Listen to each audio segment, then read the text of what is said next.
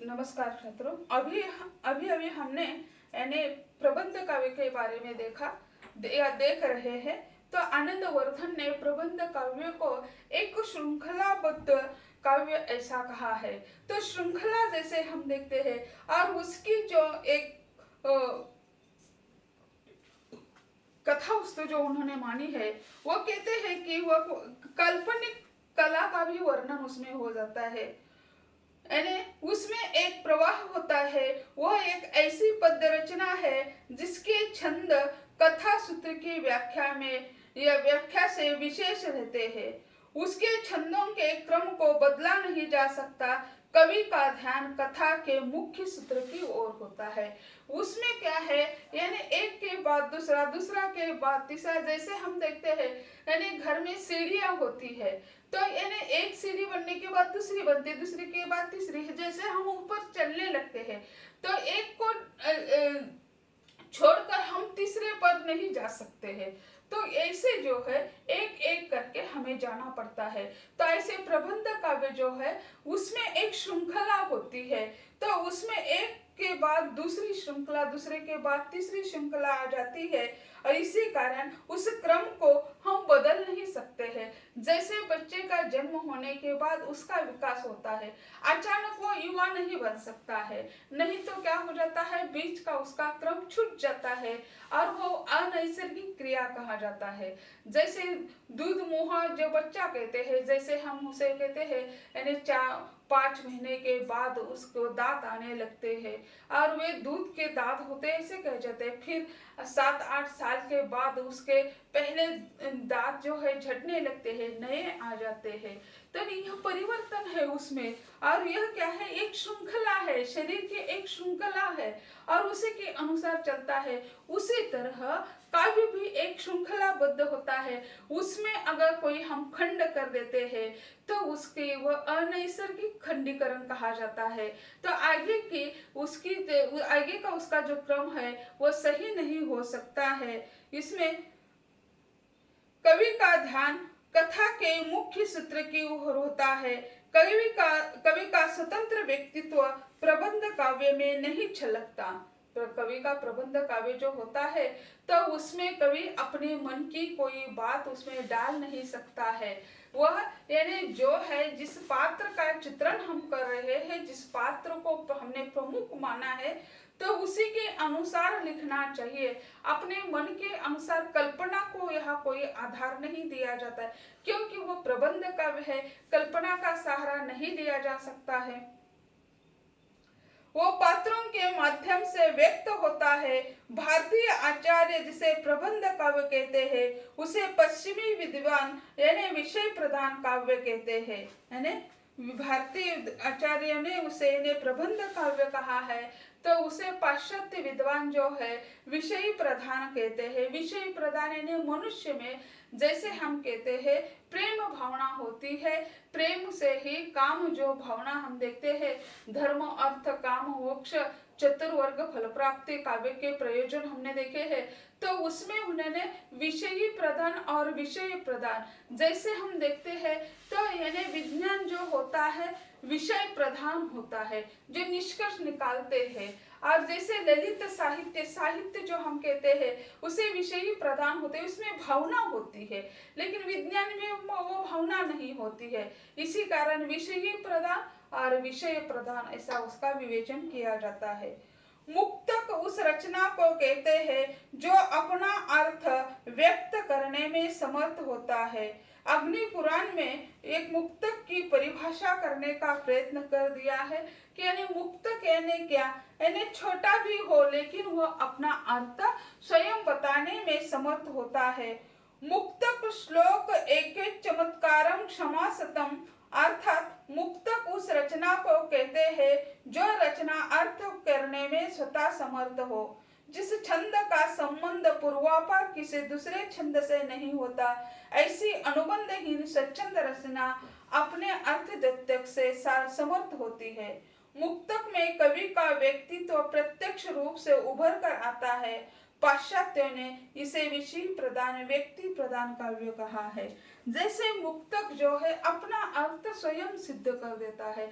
जैसे हम देखते हैं आज तो घर में इन्हें चूल्हा अरे गैस आ चुका है, लेकिन जैसे पहला जो चूल्हा था तो उसमें क्या है, लकड़ी जलाते थे और उसमें यानी जैसे हम रसोई पूरी हो जाती है तो चूल्हा जो है उसे सुलगाना बंद कर दिया जाता है, उसमें लकड़ी डाली नहीं जाती है। बाद में क्या होता है, वह यानी जो चूल्हा शांत होने लगता है, ऊपर ऊपर उसमें यानी राख दिखाई देती है। कई घंटे बीत जाने के बाद उस राख को हम हटा देते हैं तो नीचे छोटी छोटी चिंगारियां दिखाई देती है। वो छोटी सी चिंगारी भी फिर बाद में अग्नि के रूप में उद्युक्त होती है। उस पर हम थोड़ी सी फुंकर लगा देते हैं तो क्या हो जाता है, ऊपर की राख हट जाती है और लाल लाल चिंगारी हमें दिखाई देती है। वही चिंगारी आग भी लगा सकती है, बड़ा वाड़ाग्नि भी लगा सकता है। तो ऐसे जो है जैसे यह स्वयं का अर्थ प्रतीत करने में, जैसे कोई बड़ी लकड़ियां हम जलाने लगते हैं, जैसे हम रावण का पुतला जलाते हैं, जैसे होली के समय रावण का पुतला जलाते हैं, जैसे या दशहरे के समय भी जलाते हैं, होली के समय होलिका का दहन किया जाता है। तो बड़ी बड़ी लकड़ियां हम लगाते हैं तो जैसे उसी समय जो ज्वाला दिखाई देती है, बड़ी ज्वाला, तो उसमें से छोटी छोटी सी चिंगारियां हमारे शरीर पर आ जाती है और हमें जलन महसूस कर देती है। तो ऐसे जो ये चिंगारी जो है छोटी सी है, लेकिन वो अपना स्वयं का अर्थ प्रतीत कर देती है, अपना स्वयं का अर्थ वो स्पष्ट कर देती है। हम चिंगारी है लेकिन हमारा कोई अस्तित्व नहीं है, ऐसा नहीं है, तो इसका यह अर्थ होता है। मुक्तक जो होता है उसी प्रकार का काव्य होता है, वह स्वयं का अर्थ प्रतीत करने में सक्षम होता है। वो छोटा है लेकिन जैसे हम देखते हैं चिंटी होती है सबसे छोटा जंतु, हम कहते हैं चिंटी को, लेकिन वह चिंटी भी देखो कैसे हम बहुत अच्छा गाना सुन रहे हैं, बहुत अच्छा सिनेमा देख रहे हैं और चिंटी अगर हमें चुभती है तो उसी समय एक क्षण में हम हिल जाते हैं। तो क्या है, उसने हमारे यहाँ बाधा डाल दी, छोटी है, हम उसे मारने के लिए कोशिश करते हैं लेकिन हम उसे मार नहीं सकते, वैसे भाग जाती है या कभी मर भी जाती है। लेकिन इतना शक्तिशाली हाथी है, लेकिन वह क्या है, उस हाथी को भी ये छोटी सी चिंटी मदमस्त कर देती है। तो हाथी के कान हमने देखे हैं, वो क्षण क्षण हिलते हुए हमें दिखाई देते हैं, लेकिन वह इतना बड़ा शक्तिशाली हाथी है, अगर उसके कान में वो चिंटी चली जाती है तो चिंटी निकालना मुश्किल हो जाता है, हाथी लोटपोट हो जाता है, जमीन पर गिड़गिड़ाता है, लेकिन वह चिंटी कान से बाहर आते ही नहीं। इसी कारण वह जो हाथी के कान यानी हिलते हुए दिखाई देते हैं। इसीलिए जब हाथी सोता होगा तभी क्या होता है ये पता नहीं है, लेकिन यह उनके चिंटी को भगाने के लिए एक कान उनके हिलते हुए दिखाई देते हैं। जैसे हमारी भी आंखें हैं, आंखों में पलकें हैं, वो पलकों का हम एक मिनट के लिए ऊपर नीचे नहीं होने देते, ऐसी कोशिश करेंगे, एक टक उसे देखते ही रहेंगे, निहारते रहेंगे किसी चीज को, तब क्या हो जाता है, आंखों में पानी भर जाता है और फिर हमें मजबूरन आंखें पलके जो है नीचे करने ही पड़ते हैं। तो इतना हाथी शक्तिशाली है, तो चिंटी को निकालने के लिए यह हाथी पानी में जाकर क्या कर देते हैं, अपने कान को पानी में डाल देते हैं, पानी कान में भर देते, तब चिंटी बाहर आ जाती है। हमारे कान में भी ये चिंटी चले जाते, हम भी उसी तरह का कार्य करते हैं, चिंटी को बाहर निकालने के लिए कान में पानी भर देते हैं। ऐसे जो है यानी वो छोटा जंतु क्यों न हो, लेकिन वह क्या है, सक्षम है, अपना काम कर देता है। तो ऐसे जो है यानी ये मुक्तक काव्य जो है स्वयं का अर्थ बताने में सक्षम माना जाता है। प्रबंध और मुक्तक जो है इसमें काफी अंतर हमें दिखाई देता है। प्रबंध जो है विशाल है, प्रबंध काव्य जो है विशाल काव्य है और मुक्तक जो है एक छोटा सा काव्य है।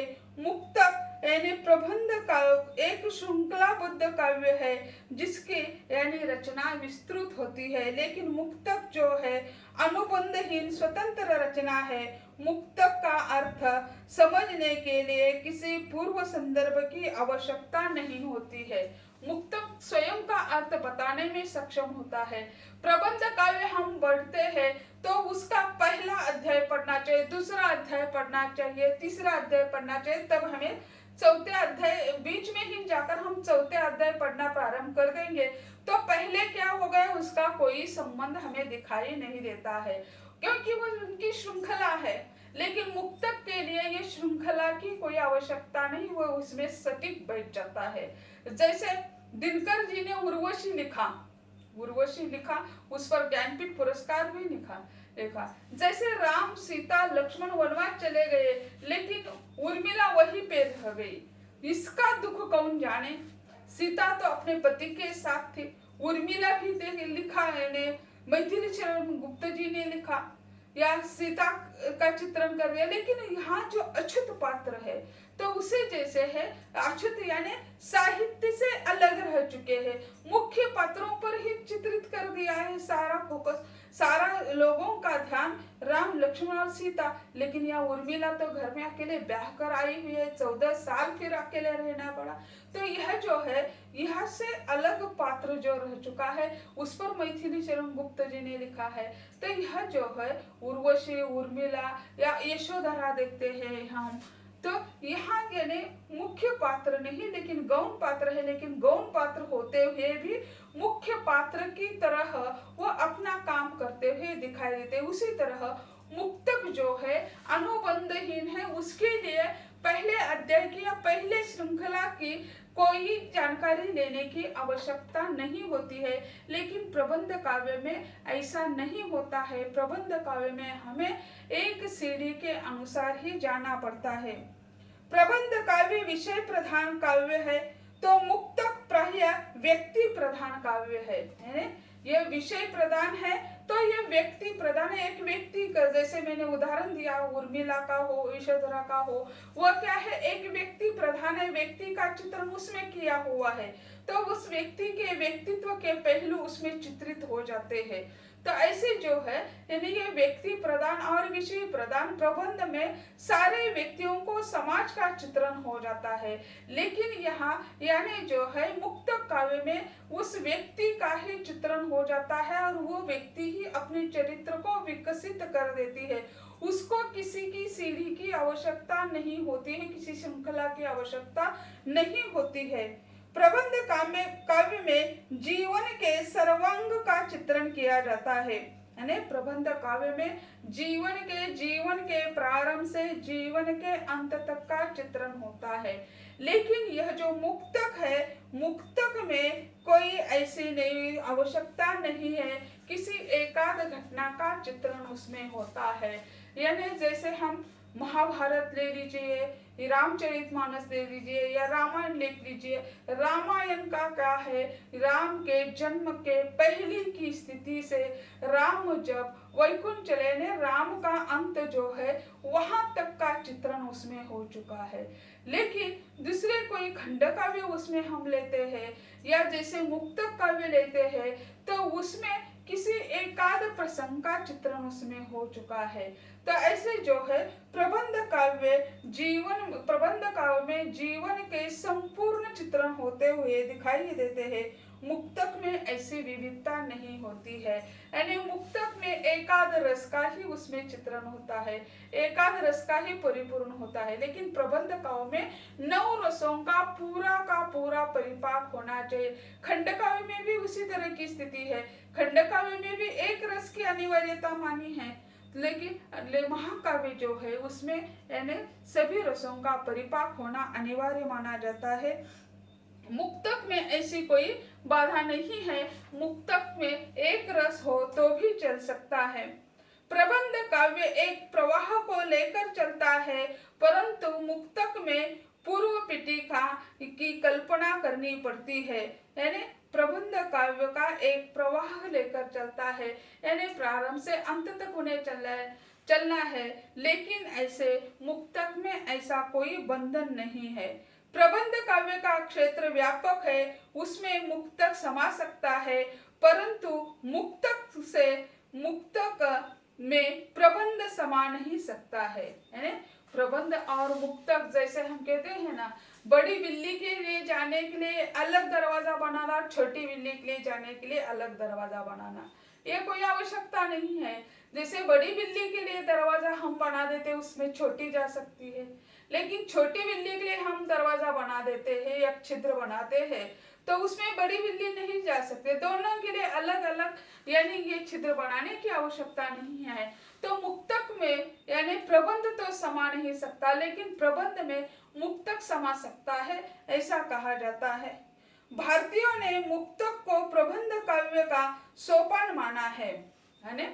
जैसे हम मानते हैं कि तो बगीचे से फूलों को इकट्ठा करते हैं और बाद में इसकी माला बनाते हैं, उसी तरह यानी एक एक मुक्तक इकट्ठा कर देते हैं, तब प्रबंध बन जाता है। तो यानी प्रबंध बनवाना है तो उसके पहले हमें मुक्तक की तैयारी करनी पड़ती है। मुक्तक में सिद्धहस्त होने पर भी कवि प्रबंध काव्य की रचना लिखने के लिए तैयार हो जाता है। जैसे हम परीक्षा हमारे सामने आ जाती है तो पूरी पढ़ाई पूरी कर देते हैं। कोई यूनिट टेस्ट होती है तो एक आध टॉपिक पर होता है, अनेक टॉपिक बनकर क्या हो जाते हैं, एनुअल एग्जाम की तैयारी हम कर देते हैं। लेकिन जब एनुअल एग्जाम होते हैं, वार्षिक परीक्षा जो होती है, तो सारे विभाग उसमें आ जाते हैं, तब हम पूरा का पूरा अध्ययन, यूनिट टेस्ट क्यों कहा जाता है, क्योंकि एक आध टॉपिक है उस पर की पढ़ाई अच्छी हो जाए, फिर अगले टॉपिक पर हम चले जाएंगे। ऐसे करके क्या हो जाता है, पूरा जो टॉपिक है, पूरा जो अभ्यासक्रम है वो आपका पूरा हो जाता है। फिर दूसरे बार अन्य परीक्षा के समय आपको ज्यादा कष्ट करने की आवश्यकता नहीं होती है। तो उसी तरह यानी जब प्रबंध काव्य की तैयारी करता है, प्रबंध काव्य जो कवि लिख सकता है, उसके लिए यानी ये मुक्तक काव्य लिखना कठिन नहीं है, लेकिन मुक्तक काव्य जो लिख सकता है वो प्रबंध काव्य लिख सकता है, ये निश्चित है, क्योंकि उसकी पूर्व पीठिका तैयार करने का कौशल्य उन्हें प्राप्त हो चुका है। आचार्य वामन ने कहा है, अग्नि के अलग अलग परमाणु प्रकाशित नहीं होते, वैसे ही मुक्तक है, लेकिन जिस प्रकार अग्नि के अनेक परमाणु मिलकर प्रकाश को व्यक्त करते हैं, उसी प्रकार प्रबंध काव्य शोभित होते हैं, मुक्तक नहीं है। जैसे यहाँ उन्होंने अग्नि के छोटे छोटे परमाणु जो माने हैं, उसकी चिंगारियां जो मानी है, तो उस चिंगारी के बारे में कहा है उन्होंने कि यानी अलग अलग चिंगारियां है, उसे हम तो अग्नि नहीं कह सकते, लेकिन वह सभी इकट्ठे हो जाते हैं तो उसे हम अग्नि कह सकते हैं। तो उसी तरह जो है वे कहते हैं प्रबंध काव्य में ये छोटे छोटे मुक्तक समा जाते हैं और प्रबंध काव्य तैयार हो जाता है। आचार्य रामचंद्र शुक्ल ने प्रबंध और मुक्तक की तुलना करते हुए कहा है, प्रबंध काव्य में रस के ऐसे छींटे पड़ते हैं जिससे हृदय की कलिका थोड़ी देर के लिए खिल उठती है। यदि प्रबंध काव्य एक वनस्थली है तो मुक्तक एक चुना हुआ गुलदस्ता है। यानी प्रबंध काव्य और मुक्तक काव्य जो है वे दोनों अलग नहीं हो सकते हैं। तो वे कहते हैं कि मुक्तक क्या है, प्रबंध काव्य एक ऐसी वनस्थली है, यानी रस से प्रबंध काव्य में रस के ऐसे छींटे पड़ते हैं जिससे हृदय की कलिका थोड़ी देर के लिए खुल उठती है। यानी उससे यानी प्रबंध काव्य पढ़ने से हमें आनंद प्राप्त हो जाता है। और प्रबंध काव्य एक वनस्थली है, यानी बगीचा है, प्रबंध काव्य यानी एक बगीचा है। और यह जो मुक्तक काव्य जो है, मुक्तक काव्य उसमें से चुना हुआ एक गुलदस्ता है, यानी उसमें से हम अच्छे अच्छे फूल चुन लेते हैं और अच्छे अच्छे फूलों को चुनने के बाद ही हम उसका गुलदस्ता बना देते हैं। तो ऐसे जो है यानी मुक्तक और प्रबंध जो है परस्पर विरोधी नहीं, परस्पर पूरक है, क्योंकि अगर मुक्तक की निर्मिति नहीं होती तो प्रबंध काव्य की निर्मिति हम नहीं कर सकते हैं। तो ऐसे जो है मुक्तक और प्रबंध दोनों एक में से ही है, दोनों अलग नहीं हो सकते हैं। जैसे पानी जो है, पानी पर हम लकड़ी को मार लेते हैं, एक क्षण भर के लिए हमें यह पानी अलग होता हुआ दिखाई देता है, लेकिन नहीं, ऐसा हो नहीं सकता है। इसी कारण प्रबंध और मुक्तक जो है अलग अलग नहीं, कई विद्वानों ने उसका अलग करने का प्रयत्न कर दिया, लेकिन प्रबंध जो है मूल रूप से है ही, और वह यानी मुक्तक से अलग नहीं हो सकता है। मुक्तक से ही प्रबंध बन सकता है, लेकिन प्रबंध का अलग अस्तित्व है, मुक्तक का भी छोटा क्यों न हो लेकिन उसका अस्तित्व महत्वपूर्ण है। गुलदस्ते का काम गुलदस्ता कर देता है, और फिर माला जो है माला का काम माला कर देते, हर एक अपना अपना काम करता हुआ दिखाई देता है।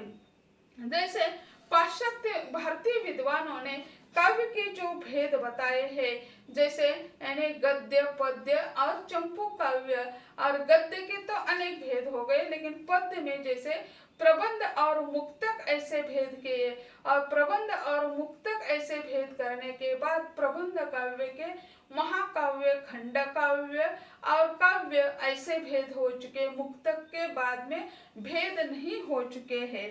तो यहाँ यानी महाकाव्य, खंड काव्य, यह यानी उसकी यानी जैसे हम देखते हैं खंड काव्य यानी क्या, महाकाव्य यानी क्या, तो उस पर यानी अलग अलग विद्वानों ने यानी अपने विचार प्रकट करने के काम कर दिए हैं।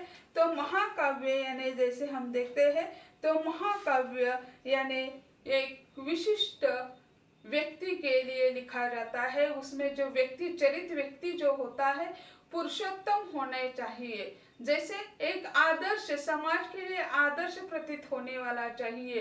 तो इसी कारण उसमें जैसे महाभारत हम देखते हैं, महाभारत पर में कृष्ण सर्वश्रेष्ठ दिखाई दिया है, और उसके बाद हम देखते हैं भीष्म पितामह दिखाई देते हैं, और फिर उसके बाद हमें अर्जुन दिखाई देता है, और अर्जुन के पहले भी हमें जैसे कर्ण दिखाई देता है, क्योंकि त्यागी तपस्वी यानी किसी भी चीज के प्रति मोह नहीं है। तो यानी कृष्ण एक यानी उसी समय का जैसे हम नायक मानते हैं, और भीष्म पितामह है और कर्ण है, ये दोनों पात्र एक अलग प्रवाह से चलने वाले, लेकिन ये दोनों प्रवाह एक जगह जाकर ही मिल जाते हैं। उनका जो लक्ष्य है, उनका जो उद्देश्य है, वह शांति का उद्देश्य हमें दिखाई देता है, लेकिन वह शांति प्रस्थापित नहीं होती। लेकिन यह क्या है, उस काव्य की विशेषता नहीं, उसी समय की विशेषता मानी जाती है। तो ऐसे जो है यानी एक विशेष उद्देश्य होता है। महाकाव्य हम देखते हैं तो उस व्यक्ति के जीवन के प्रारंभ से जीवन के अंत तक का चित्रण, एक सर्ग के एक श्रृंखलाबद्ध उसका चित्रण किया जाता है, उसे हम महाकाव्य कहते हैं। तो ये महाकाव्य और खंड काव्य जो होता है यानी एकाध विभाग पर यानी ये खंड काव्य लिखा जाता है। तो महाकाव्य के बारे में हम देखते हैं, तो महाकाव्य जो होता है, महाकाव्य यानी एक जैसे उसकी कथा वस्तु होती है, उसमें फिर उसका नायक होता है, रस होता है, छंद, अलंकार, वर्णन और नामकरण, उद्देश्य उसमें दिखाई देते हैं। तो ऐसे ने उसके भारतीय विद्वानों ने महाकाव्य की परिभाषा करने का प्रयत्न कर दिया है। तो यानी जैसे हम देखते हैं आचार्य रामचंद्र शुक्ल जो कहते हैं, उनके अनुसार इतिवृत्त, वस्तु व्यापार, वर्ण, भाव व्यंजना और संवाद ये चार महत्वपूर्ण तत्व महाकाव्य माने जाते हैं। महाकाव्य के जो तत्व 7 माने गए हैं, तो उसमें वे कहते हैं कि आचार्य रामचंद्र शुक्ल कि यानी उसमें इतिवृत्त, वस्तु व्यापार, वर्ण, भाव व्यंजना और संवाद ये 4 महत्वपूर्ण तत्व होने चाहिए। आचार्य श्याम सुंदर दास जी कहते हैं, महाकाव्य में महत उद्देश्य, उदात्त आशय, संस्कृति का चित्रण और संघर्ष का होना आवश्यक मानते हैं। महाकाव्य का उद्देश्य जो होता है महत्व होना चाहिए, यानी महत्व यानी बड़ा, विस्तृत, यानी महत्व का अर्थ जैसे हम कहते हैं दूसरों को आदर्श देने वाला जो होता है महत्व मानते हैं। उदात्त आशय होना चाहिए, संस्कृति का उसमें चित्रण होना चाहिए और संघर्ष का होना आवश्यक है। क्योंकि नायक और खलनायक हर एक विधा का पात्र माना जाता है। अगर नायक है और खलनायक नहीं तो जीवन में कोई संघर्ष निर्माण नहीं होता है। संघर्ष के सिवाय यानी जैसे हम देखते हैं समस्या के सिवाय उस समस्या का समाधान भी हम निर्माण नहीं कर सकते। समस्या निर्माण होती है तो समाधान निश्चित रूप से हम ढूंढने लगते हैं। इसी कारण समस्या निर्माण करने वाला होना अनिवार्य माना जाता है। इसी कारण वे कहते हैं उसका उद्देश्य जो होना चाहिए, उद्देश्य उदात्त होना चाहिए। आशय संस्कृति का चित्रण जो है उदात्त होना चाहिए। डॉक्टर नगेंद्र जी कहते हैं उदात्त कथानक, उदात्त कार्य या उद्देश्य, उदात्त चरित्र, उदात्त शैली ये चार आवश्यक और अपरिहार्य तत्व मानते हैं। तेने उदात्तता यहाँ महत्वपूर्ण हमें दिखाई देती है कि उदात्तता क्या है। तो इसमें यानी उदात्त यानी जैसे महज जो हम कहते हैं उसे उदात्त कहा जाता है। डॉक्टर गुलाब राय है तो उन्होंने भी अपनी दृष्टि से करने का प्रयत्न कर दिया है। ठीक है, कल हम देख लेंगे उसके आगे जो है बाकी गुलाब राय है, डॉक्टर गोविंद त्रिगुणायत है, उन्होंने अपनी अपनी दृष्टि से विचार व्यक्त कर दिए हैं। धन्यवाद।